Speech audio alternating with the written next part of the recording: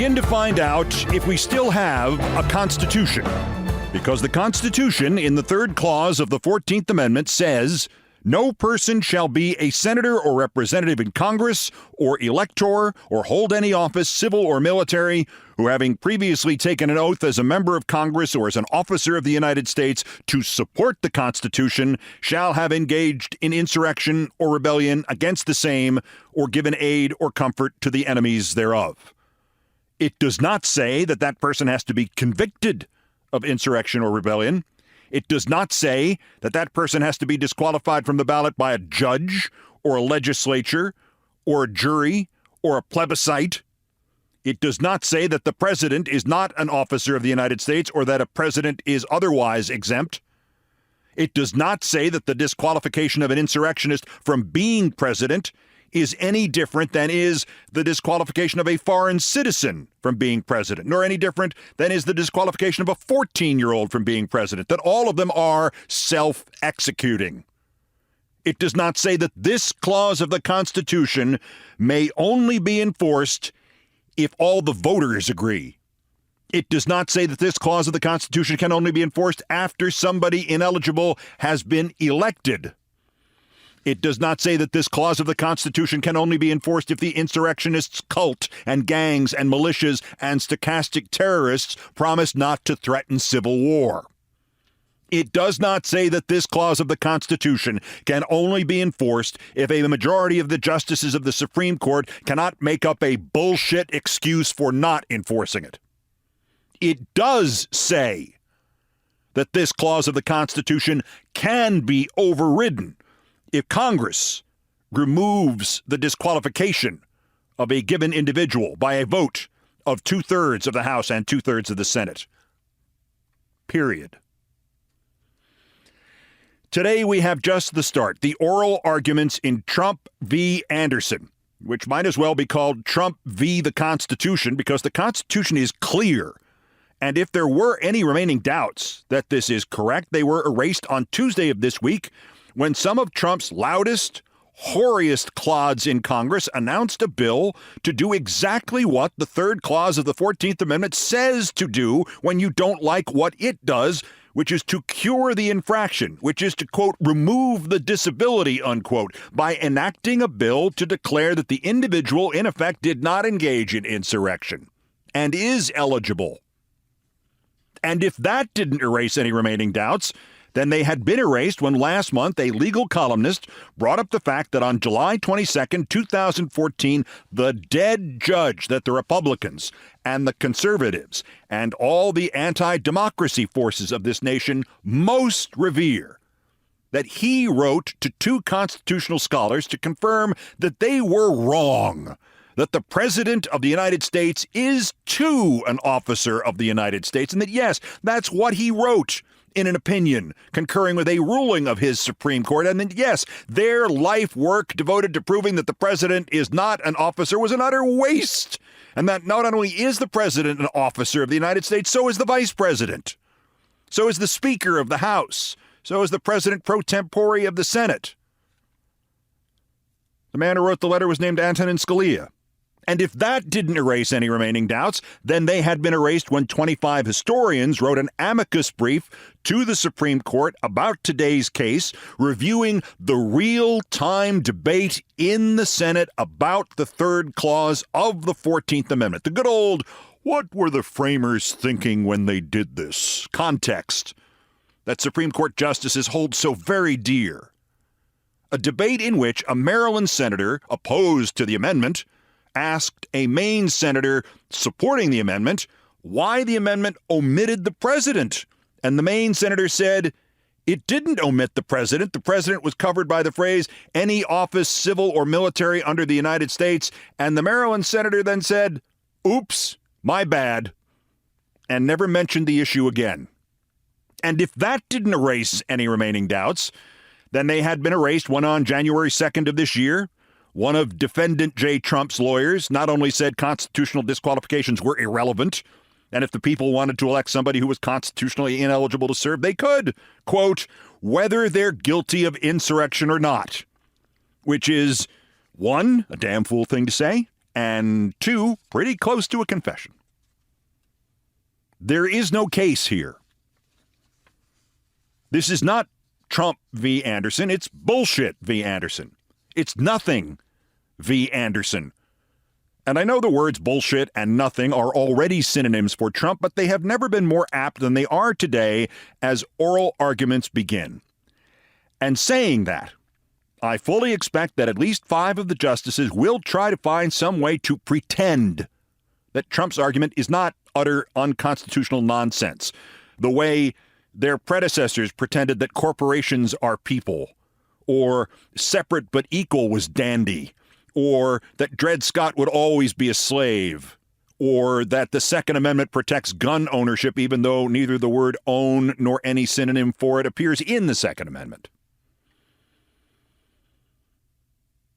Which is a damn shame, because I like Supreme Courts that decide vital existential constitutional issues based on, the Constitution. Also, I don't know what we do if we don't happen to have one of those Supreme Courts at the moment. I mean, I don't know what we do about a Supreme Court that is overruling the Constitution out of fear. Fear of criticism, fear of politics, fear of retribution, fear of strife, fear of Trump. I mean, there is the argument that John Roberts' court had damn well better decide for Anderson and against Trump because, hell, the Trump people are already ignoring the Supreme Court rulings and insisting that John Roberts and his crew can be nullified.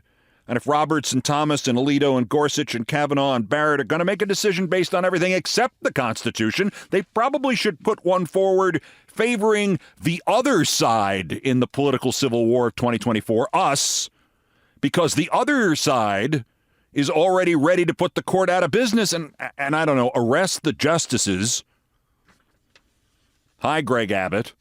So it'd probably help these justices if they did not rule in such a way that we would be ready to put the court out of business and, arrest the justices. I mean, you're going to piss somebody off. And if that's what you're worried about, piss off the side that is already pissed at you. Nothing worse than pissing off one side and then adroitly pissing off the other as well. I think Justice Oliver Wendell Holmes wrote that in Schenck, right before that part about not shouting fire in a crowded theater. But seriously, folks, a lot of us invoked the 14th Amendment on the night of January 6th, 2024, about Trump, about Marjorie Taylor Greene, about Josh Hawley, about a lot of others. But whether this Supreme Court agrees with what is written in that 14th Amendment, agrees with 2 men in particular, or commits institutional suicide by overruling the Constitution, those 2 men in particular will be remembered for mainstreaming the argument that the 14th Amendment is clear as a bell. One of the men is Professor William Baude of the University of Chicago and the Federalist Society. The other is Professor Michael Paulson of the University of St. Thomas, Minnesota, and the Federalist Society. And they were the 2 guys who last August revealed the conclusions of their long constitutional scholarship about the 14th Amendment to the New York Times, summarized by Professor Baude when he said, quote, Donald Trump cannot be president, cannot run for president, cannot become president, cannot hold office unless 2/3 of Congress decides to grant him amnesty for his conduct on January 6th. Same Professor Will Baude who 5 months earlier had given the Antonin Scalia Law Lecture at Harvard with Scalia's widow in the audience. While such esteemed American lawyers and figures of jurisprudence as Trump's parking lot lawyer and Trump's I never bother to read what I'm signing lawyer have jumped to the forefront of the imaginary debate over the imaginary excuses that the 14th Amendment has not already disqualified Trump, and his only recourse is to the House and Senate and getting a 2/3 vote in his favor. Oh, right, the Republicans couldn't even get a 1-vote vote in their favor Tuesday. Professor Bode has not been everywhere, but he has been writing. He and Professor Paulson have written 8 follow-up columns at the website Reason. And I suppose as a stalwart of the Federalist Society, he is the last person I ever expected to be quoting here. And I'm just as certain that as a stalwart of the FU Federalist Society, I'm the last person he ever expected to be quoting him. And for all I know, he will sue me when I do. But God damn it, he's right. And God damn it, he's also a great writer. I encourage you to read all the essays. They are not long. And he's tweeted links.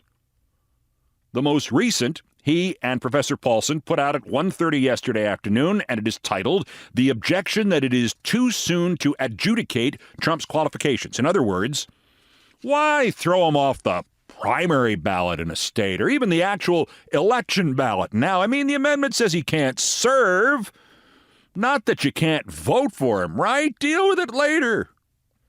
No.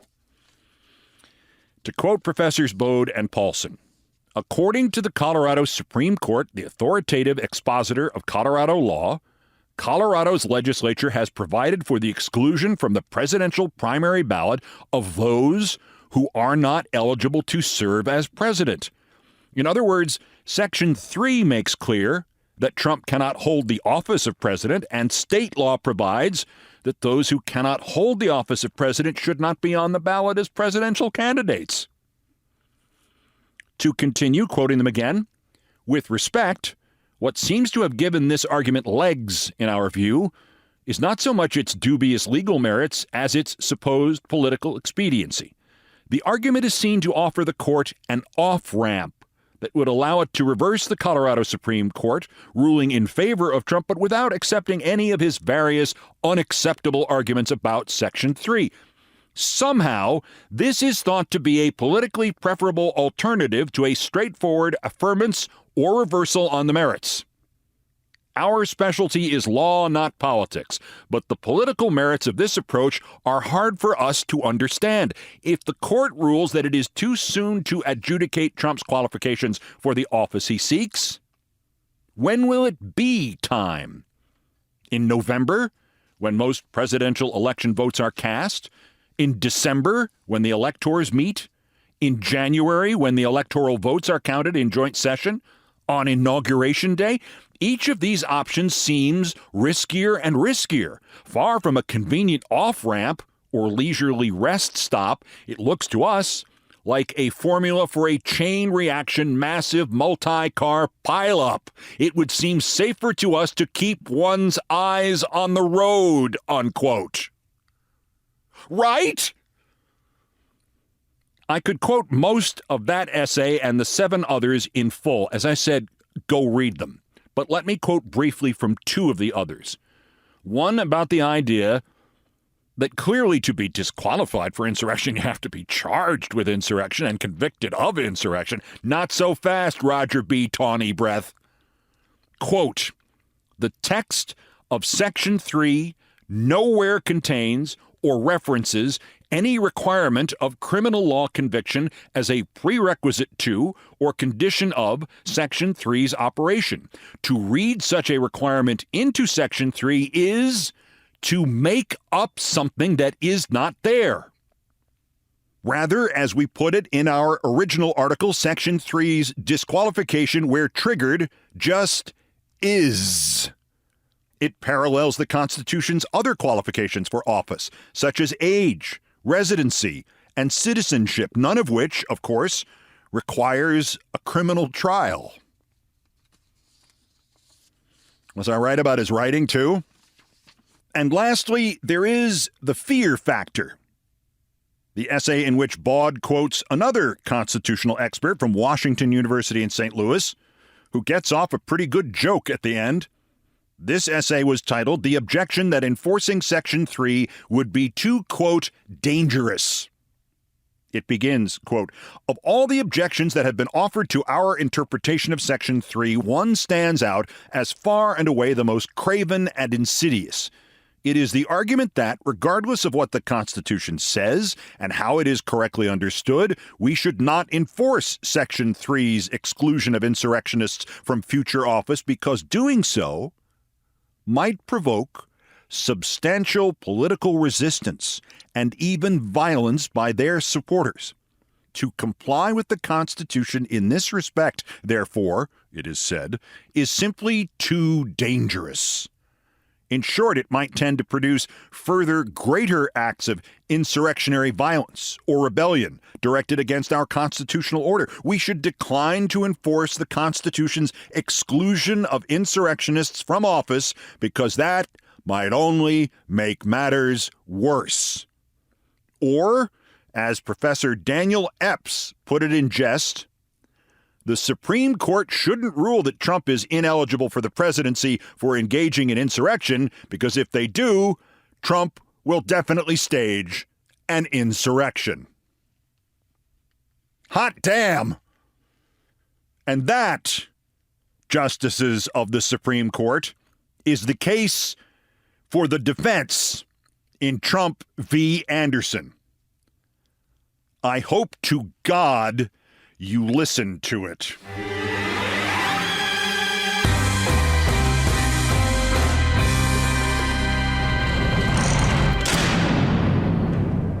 Also of interest here, impeaching Secretary Mayorkas didn't work. It humiliated every Republican. It imperiled yet another Speaker of the House. So the Republican plan B is do it all over again next Tuesday.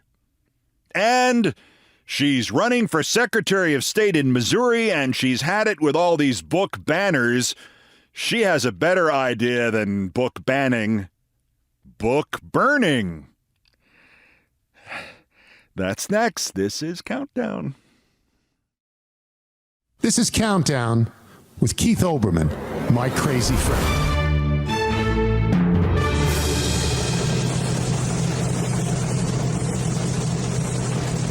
Postscripts to the news, some headlines, some updates, some snark, some predictions. Dateline, Capitol Hill, Washington. No, D.C. Gotta hand it to the Republicans. They will never be kept up at night nor shackled by the complications of regret or doubt from having learned from their mistakes. Mayorkas impeachment fails because the Speaker assumes the Democrat with the surgery scheduled cannot possibly make it back to the floor, so he knows he can screw the Democrats, and especially the congressman having surgery, so the congressman shows up and screws Little Johnson into the ground. But I'm Moses. So naturally, per documents sent by Democratic House leadership to its members yesterday, they will be voting again on impeaching Mayorkas at 6:30 next Tuesday. If this were Trump, there'd be 429 lawsuits by now claiming double jeopardy or presidential immobility or something. So the Republican schedule is Tuesday, 6:30, impeach the secretary, and Tuesday, 6:45, when that fails, flee and try to destroy all the evidence.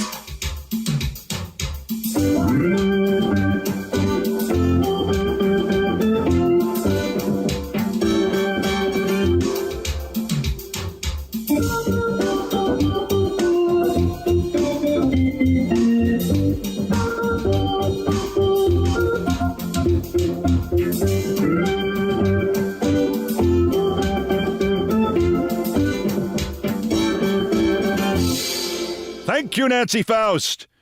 By the way, the reaction to the failed impeachment from the new anchor boy of the far right, Carl Higbee of Newsmax, they must primary Republican Ken Buck of Colorado, who voted against impeaching Mayorkas.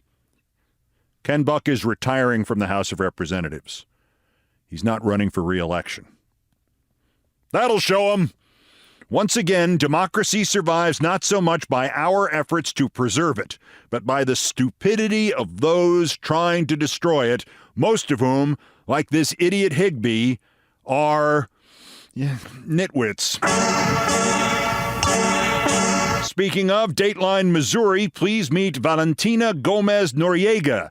She is running for the Republican nomination for Secretary of State in Missouri.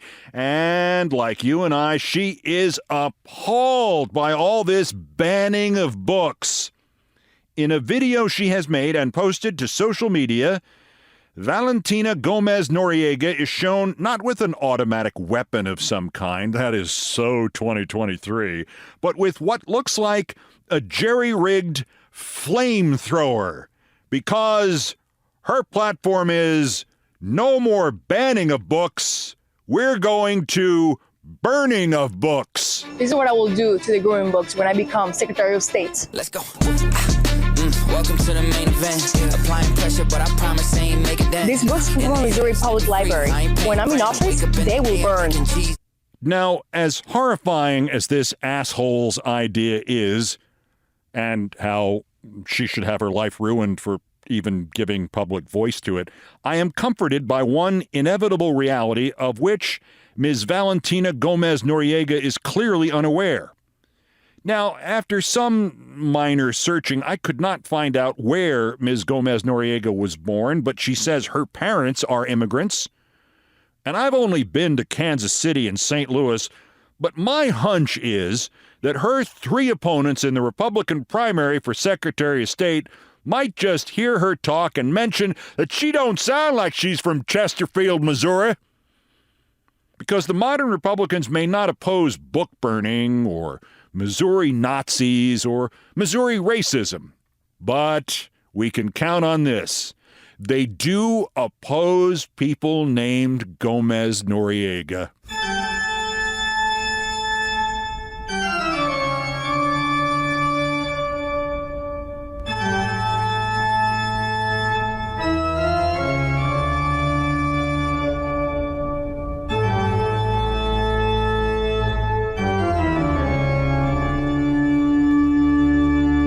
Still ahead on Countdown, I swear this is true. One constant listener was nice enough to send me a photo from what he termed a baseball event, and there was Rudy Giuliani getting applause and handshakes and back claps instead of, Rotten Tomatoes and paper towels with which to wipe off his extra hair coloring. So this seems like a good time to recall my baseball event with Rudy Giuliani, which was the first day I realized he was not of this earth. And we are approaching the 30th anniversary of that day. So the rest of you who have complaints about Giuliani, you get in line behind me. First time for the daily roundup of the other miscreants, morons, and Dunning-Kruger effect specimens who constitute today's worst persons in the world. The Bronze, worse. Dementia J. Trump. What was he doing at 1:07 a.m. yesterday morning? What any normal, sane, almost octogenarian would be doing, spit posting on social media about the TV ratings for the Grammy Awards. Another year of anemic Grammy ratings, only 16.9 million viewers. I suppose this is still the Time Magazine Person of the Year award going to Taylor Swift stuff. Plus, maybe it's him signaling to the cult that he's buying into the right-wing Swift conspiracies about... I've lost track. Anyway, her picture was in this thing, too. Only 16.9 million viewers. Last month, when Trump went on Fox, he got 4.4 million viewers. That's about a quarter of the Grammy audience. Last May, Trump got 3.3 million viewers on CNN. Last March, 3 million on Fox. In September, 3 million on Meet the Press. And that was compared to 5 million who were not watching him on This Week and Face the Nation. So his last 4 full-length solo TV appearances have earned Trump a total audience for 4 shows of 13,760,000 viewers, compared to 16,900,000 for the Grammys. So if the Grammy ratings are anemic, Trump's ratings are him with a bunch of leeches stuck to his face, which coincidentally is how I think of him. The runner-up, worser, Rishi Sunak, the Prime Minister of the United Kingdom, the one after Cameron and May and Johnson and Liz Truss. So Mr. Sunak is the Conservative Party's 5th string Prime Minister. 6th string if you count the lettuce. Sunak showed why he actually lost the leadership contest in his party to Liz Truss. The mother of a trans girl murdered by 2 teenagers infected with Trumpism was in the visitors gallery for Prime Minister's question time in Parliament yesterday, and Sunak paid tribute to her, and then, like 90 seconds later, he made a joke about transgender women as an insult against the leader of the opposition. Honest to God, 90 seconds later. First, he pays tribute to this poor woman whose transgender daughter was murdered, and then he makes a joke about transgendered women. So, who's the Conservative Party's 7th string prime minister? Anybody seen that head of lettuce? But our winners, Tucker Carlson and Juanita Broaddrick. That's Tucker Carlson, who got community noted by the Kremlin. Under his post promoting his flatulent lap-sitting visit with the dictator, the Kremlin has disputed Carlson's claim that no other Westerner has bothered to interview Putin. The Kremlin spokesman added, "There's no way he could know this." Like that ever stopped Tucker Carlson before. When the Kremlin is more credible than you are, Tucker, you've just turned the rest of your life into a punchline. By the way, a member of the European Parliament is talking about introducing a response to Carlson's serving as Putin's useful idiot by proposing a travel ban against Carlson in EU countries. Also, that phrase, useful idiot, that's how we used to think of Tucker at MSNBC, only without the useful part. And Juanita Broaddrick, remember her? She's the woman who you thought used up all her lies in the 20th century when she changed her story about Bill Clinton 5 different times and eventually went to one in which Clinton called her to apologize, which is the single most unbelievable thing anybody has ever said about Bill. Now, Juanita has become one of the many right-wing nut jobs to fall for something on what used to be Twitter, which Elon Musk renamed X, which he should now rename Sucks. She and thousands of others among the brain damaged on Sucks took a doctored screenshot in which all the lettering might be in Ukrainian Cyrillic or might be in Russian Cyrillic. It's hard to tell. And it has a picture of Zelensky on it. And she declared it was a Ukrainian government assassination list directed against Tucker Carlson, because there's a picture of him on it, too.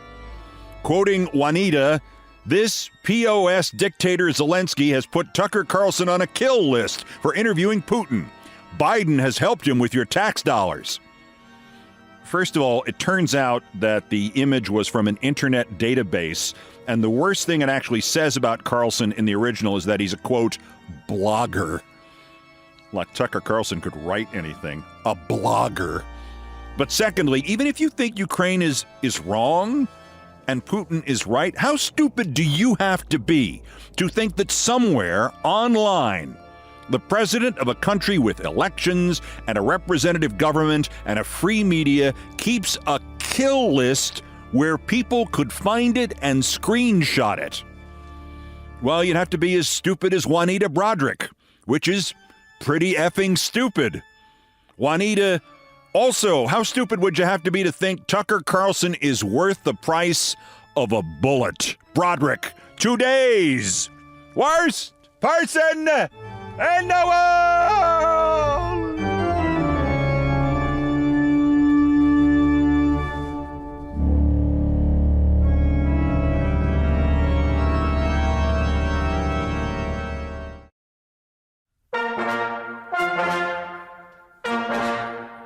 Just ahead, you may think Rudy Giuliani only went nuts after Biden blew him out of the water during the primary debates in 2007 when he said that Rudy was just a noun, a verb, and 9/11.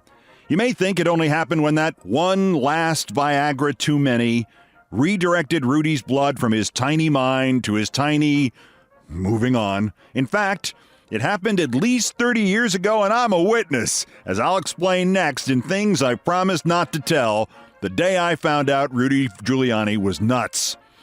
First, time for another dog in need. You can help. Every dog has its day. Today, in fact, it's a little help for somebody who helps out a lot of dogs in need. My friend Alana Rizzo of MLB Network. She runs Guidry's Guardian, which offers support to anybody fostering or adopting a rescue. They also look out for dogs whose original helpers have needed further help themselves. Alana and her group stepped in to help Kit Kat. Kit Kat is a German Shepherd from San Bernardino who we had helped out on Twitter. Guidry's Guardian wants to provide support for every dog in need, assisting with adoption fees, medical, food supplies, rehab, even training. If you can make a donation to them, great. The info is in the pinned tweet at my dog account, at TomJumboGrumbo. But even just retweeting that tweet can help them too. Guidry's Guardian thanks you, and I thank you.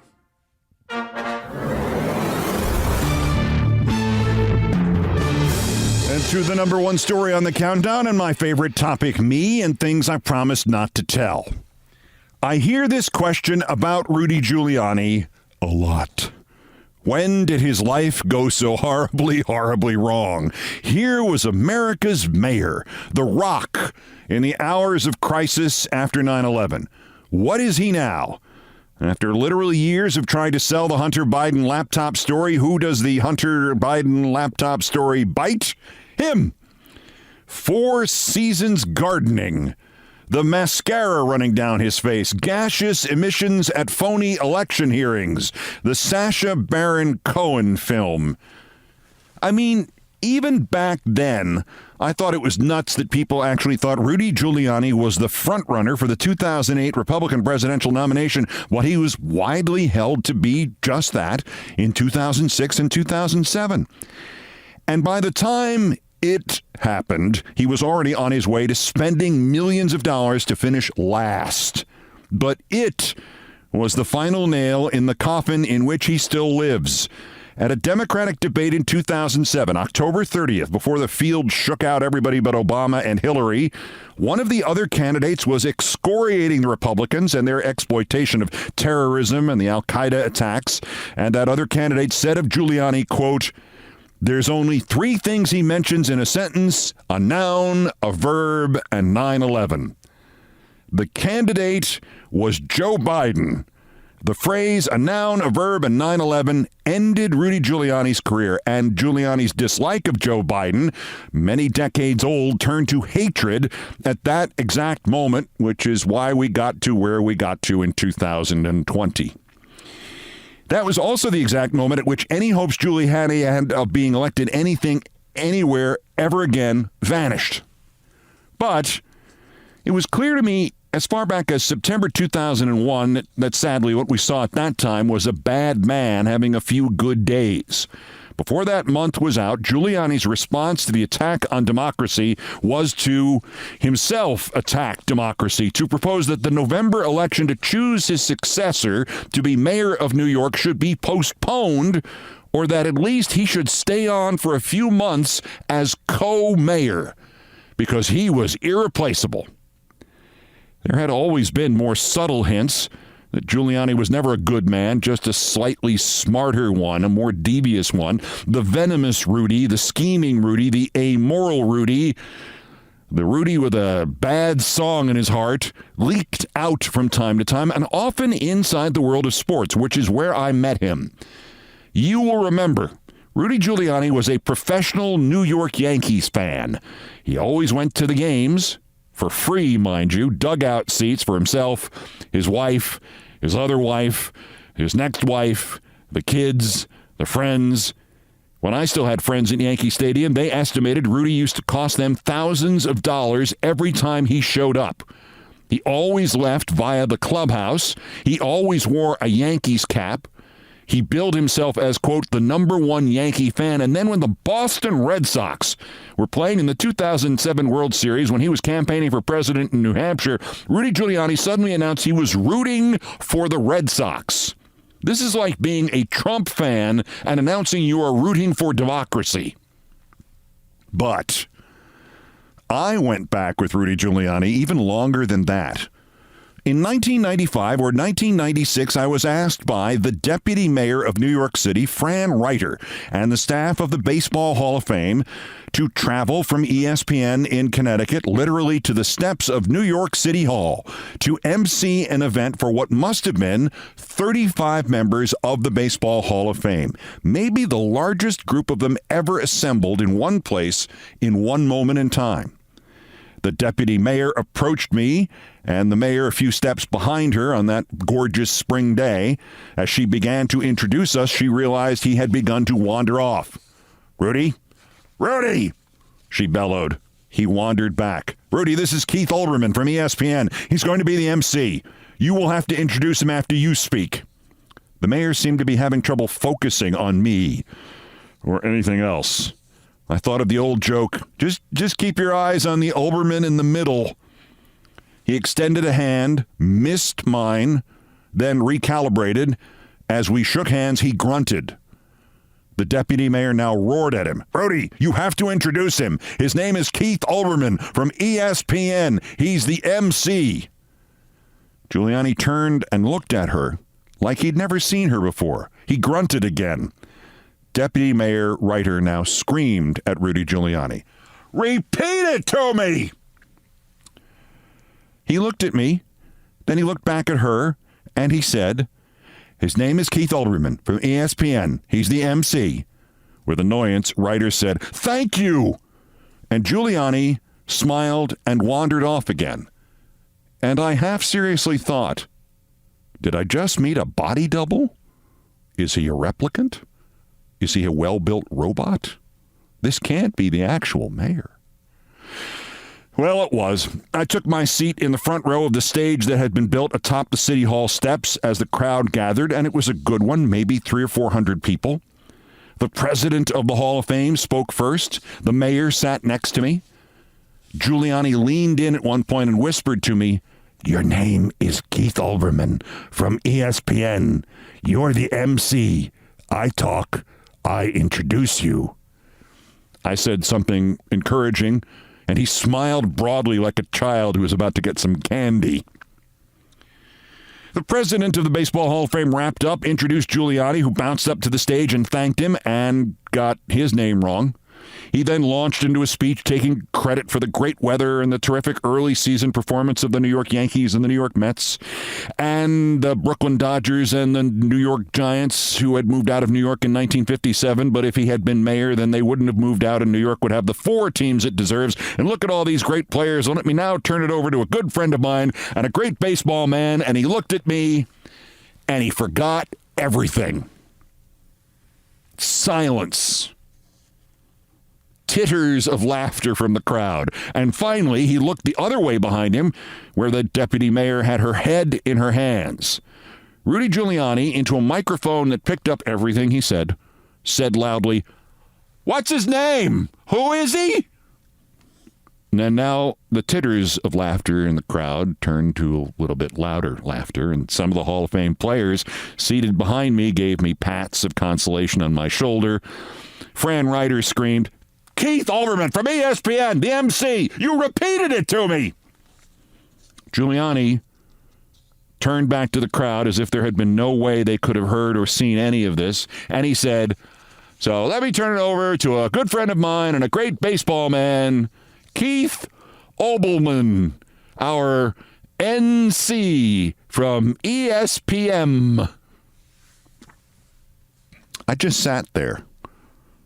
More laughs, more consolation from the players behind me. I can still hear the laugh of the late Detroit Tigers great Al Kaline rising above the others. Al later came over to commiserate. As I thought, should I get there and say, thank you, Mayor Dinkins? Or better yet, thank you, Mayor LaGuardia? I then concluded, no, I can't do that. I'm representing ESPN. I'm representing the Baseball Hall of Fame. As I thought that, he said it again. So now I got up and I told the crowd, sorry, I wasn't sure he meant me. So if you are saying to yourself, what on earth happened to Rudy Giuliani with that brown schwitz pouring down his face? I am saying to you, he has been this crazy for at least 30 years. You were just lucky enough to have not previously noticed. It is all true, or my name ain't Keith Olbermann, our NC from ESPN.